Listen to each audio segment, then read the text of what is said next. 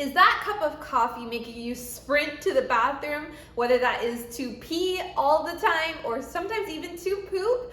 Trust me, you are not alone. Today we are talking about bladder irritants and bladder triggers. We're going to go into exactly what those are and how they may be impacting you, and how, especially if you are leaking, if you consider perhaps modifying your lifestyle just a little bit, this actually may reduce, if not completely eliminate, your leakage in of itself. So first things first, let's talk about what is the bladder? So the bladder is an organ that lives inside of your pelvis. So this is your pelvic floor, all the red that you can see in there and in through here. And this is your bladder. Ooh, my vertebrae is spinning on me there. So essentially the awesome thing about the pelvic floor muscles and the bladder is that they work symbiotically together. They have a very, very close relationship. And when you get that urge to pee, your bladder, it actually has a muscle that sits inside of the lining of the bladder, and that muscle is called the detrusor muscle. And so when you actually sit down to go pee, the muscle starts to contract, and that pressure inside of the bladder is greater than what we call the outlet pressure, which is where the sphincters live around the urethra. So your pelvic floor muscles relax, the muscle inside of your bladder contracts, and that is how we end up peeing. Now, obviously, sometimes this process happens without us wanting to, right? And that would be considered incontinence, that would be considered leakage. And what I always tell my clients is essentially, if you're leaking, even if it's a drop or two, that is still a sign, a form of dysfunction, saying that something is going on in this system down here.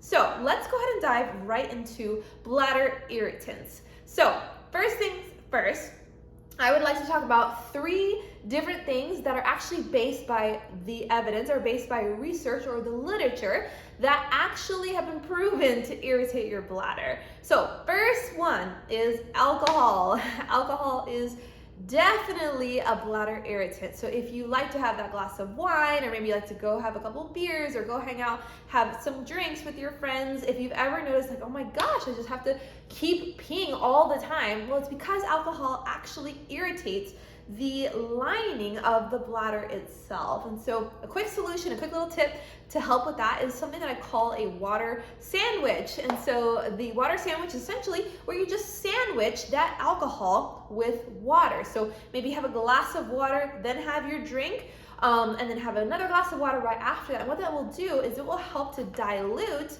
that alcohol, and with the water obviously, inside of your bladder. So as everything filters from your blood through your kidneys, that alcohol isn't quite as potent and quite as strong, and you'll experience less urgency or maybe even less leakage. Next thing is carbonated drinks.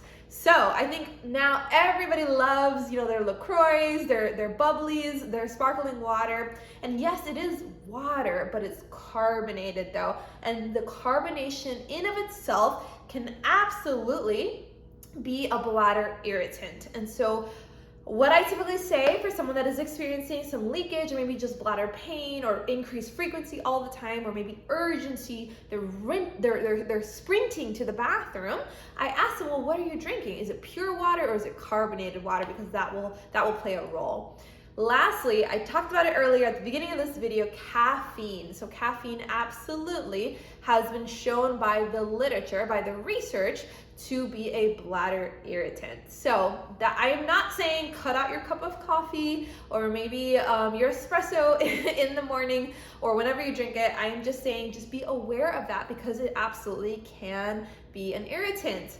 Other things that can be irritants are things such as citrus, spicy foods, acidic foods, dairy even, or dairy products, or even artificial sweeteners. So whenever I have someone in my office that is sharing with me, oh my gosh, like my bladder, and we've done all the things, maybe from the orthopedic standpoint, the pelvic floor standpoint, and then we start looking at their lifestyle, oftentimes these things kind of pop up, and they can be easy fixes. They can also be a little more challenging.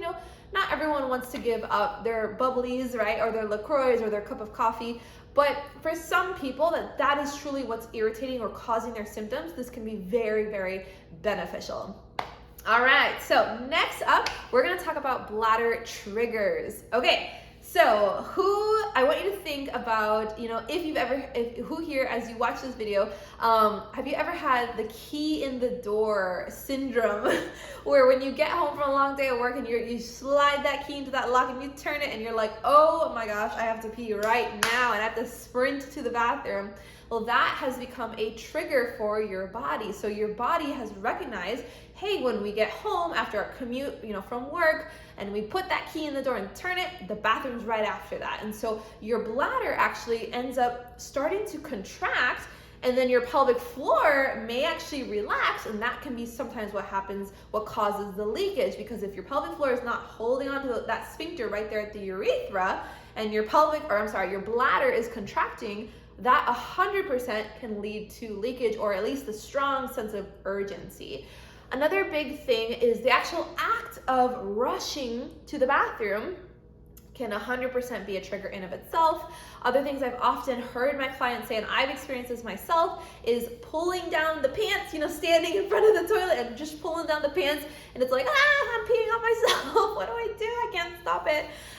That can be a trigger as well. I've often had people tell me the sound of the shower, right? Or washing dishes, that warm water running over their hands. It's overwhelming and it makes them sprint and run to the bathroom. So what can we do to stop these triggers? So the first step, I think, is really to acknowledge that these triggers are happening. The second step is a retraining of the bladder. So what I often tell people are, let's look back at the bladder habits as a whole. Let's look at the bladder norms. Let's see how we can kind of start to retrain the bladder, because this is what I often tell my clients. So just like a child can be potty trained, adults can absolutely train their bladders in either a positive way or a negative way. And that is something that stands true, I think, across the entire lifespan, that the bladder is very, very trainable, whether that's for good or for bad. So with these triggers, often we have to figure out, okay, how do we start to curb and impact that negative trigger and make it into a neutral thing, so that your bladder is just like, okay, we turn on the water, we put that key in the door, and it's not a big issue. It's a non-issue for the bladder itself. One more thing I want to talk about before today's video is finished is this concept of just in case peeing. In my last video, I talked about just in case peeing and why that can be detrimental, but I'm really going to dive into that today and explain why, and just to explain what that means. So just in case peeing is essentially when you go to the bathroom, just like it says, just in case. So let's say you are going to leave your home to run an errand and you're like, I don't want to have to pee in Target or Marshall's or wherever you're going. You're like, let me just run to the restroom just in case. That can actually be problematic over time, and I'll explain why. So essentially here we have our bladder. Our bladder does fill up with urine. It does take about 2 to 4 hours to fill up with urine. And if we want to get very specific, the actual number is anywhere from 400 to 600 milliliters, roughly about, I'd say about 2 cups or so of urine before we really need to go to the restroom to empty our bladder. So here's the problem. If our bladder, let's say I always use the example of sleeping during the night and then waking up in the morning. So let's say we slept, we didn't wake up to pee, so that bladder is full by the time we wake up. Boom, we empty our bladder first thing in the morning. Let's say that you overslept your alarm though, and you have a long commute, but it's only been 30 minutes since you first got up to when you have to leave. So your bladder has only had a chance to fill up maybe a quarter or maybe a third of the way, but you have that long commute and you don't want to have to, stop at a gas station or a coffee shop to pee. So you pee just in case and you empty your bladder. And then let's say you have an important meeting at 9 a.m. So then boom, you empty your bladder again, and you keep doing that, you keep doing that, you keep doing that. And as you can see, my hand is never really going up to here. It's actually staying pretty low because you're not actually giving your bladder the chance to fill up. And so what happens is that the bladder's normal sensitivity and normal threshold to be able to withstand all of that urine inside of it and then send those normal signals to you, that threshold starts to lessen. So that threshold drops down and the sensitivity of the bladder itself actually starts to heighten.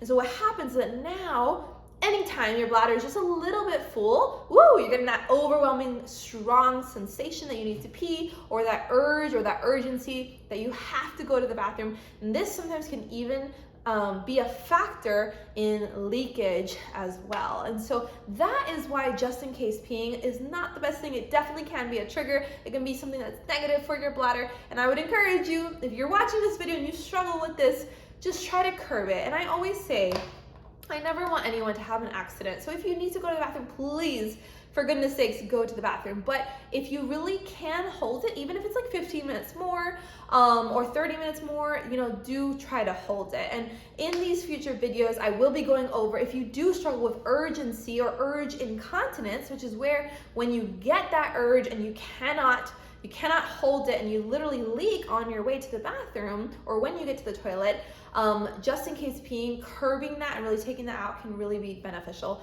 for you. So I hope you learned something new today. I'm so glad that you are here and that you watched this video, and make sure to stay tuned for the next one. Take care.